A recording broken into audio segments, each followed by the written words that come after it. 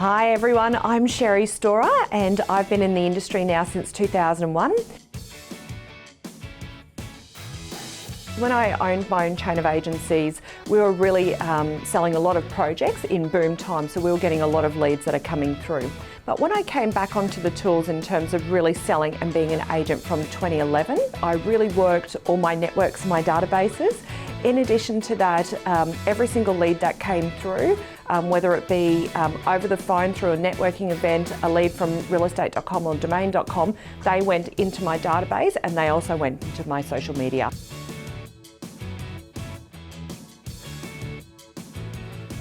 I did two things once I actually put them into the database. The first thing was that I made regular contact and I actually created a trail with them. So, whether that be a handwritten card or a touch base in sort of 6 months' time, there was actually something that I needed to do, so there was actually some personalised contact.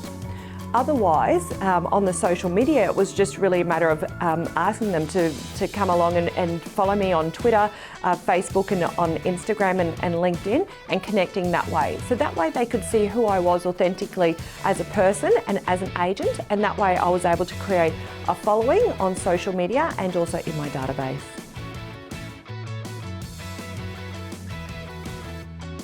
For me, Facebook has really been, I guess, the main driver in my social media, and I think that's just been because I've been able to consistently post on there a couple of times a day and to really show who I am as a person. As much as I put up a lot of really professional posts, I think the authenticity of doing a selfie video and those sorts of things is where I get the power and just people sharing.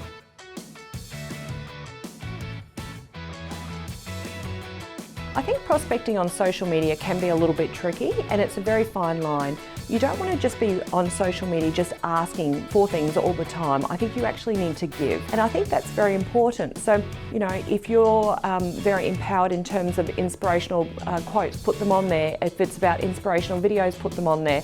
If it's about, what's happening with your children, put them on there.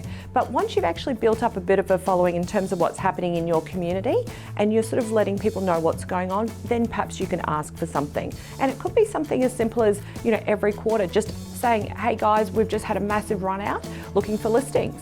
Or, look, we've just got all of these buyers looking for this style of property. Do you know of anybody? And creating some engagement around in that particular way. As more and more millennials become buyers and sellers, they actually want to communicate via email and they don't want to necessarily pick up the phone.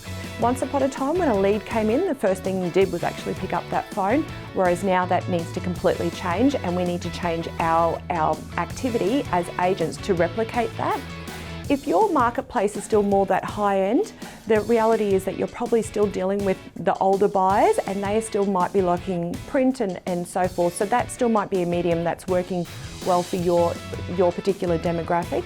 Otherwise, you're really going to need to think about, okay, well, what social media am I using? How am I using my database?